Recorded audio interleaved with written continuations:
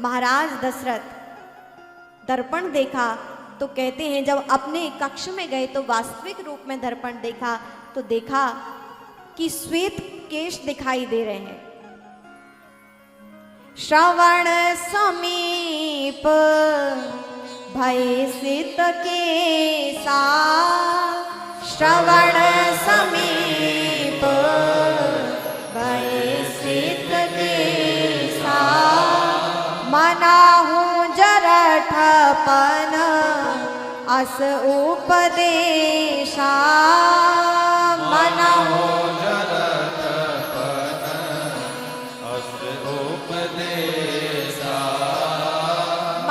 दशरथ ने जो ही मुख देखा तो उनको कुछ अपने सफेद केश दिखाई देने लगे।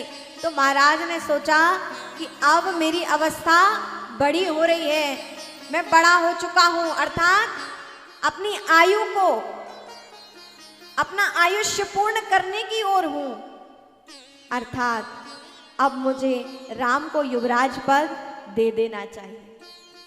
ये शरीर हमें बार बार संकेत देता है कि आप अपने आयुष्य की पूर्णता वाले पद पर हैं, श्वेत केश हो जाते हैं, लेकिन क्या करते हैं हम लोग, अपने बालों को रंग लेते हैं। शरीर हमें बार बार संकेत देता है कि आप अपनी आयु की आगे की ओर बढ़ रहे हैं, संभल जाएं, आप भगवान का भजन करें। कमर दर्द होने लगती है, शरीर हमें संकेत देता है कि अब तो भगवान का भजन करो। घुटने काम नहीं करते तो हम अपने घुटने ही बदलवा लेते हैं, लेकिन हम काल की बात नहीं मानते कि हम भगवान का भजन नहीं करेंगे, हम अपने घुटने बदलवा लेंगे, है ना।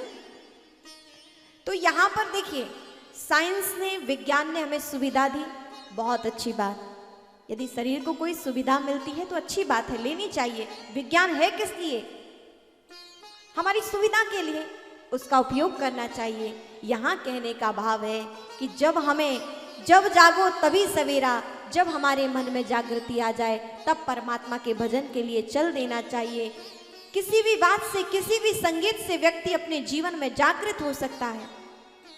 महाराज दशरथ ने देखा कि हमारे श्वेत केश हो गए हैं, अर्थात हम अपने आयुष्य के, बढ़ते हुए आयुष्य की पूर्णता की ओर हैं। अब हमें युवराज बना देना चाहिए, राम को उन्हें पदस्थ कर देना चाहिए।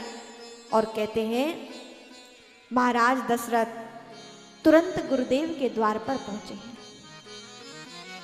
और जो ही गुरुदेव के द्वार पहुंचे तो गुरुदेव के चरणों में प्रणाम किया। वशिष्ठ मुनि के चरणों में प्रणाम किया है।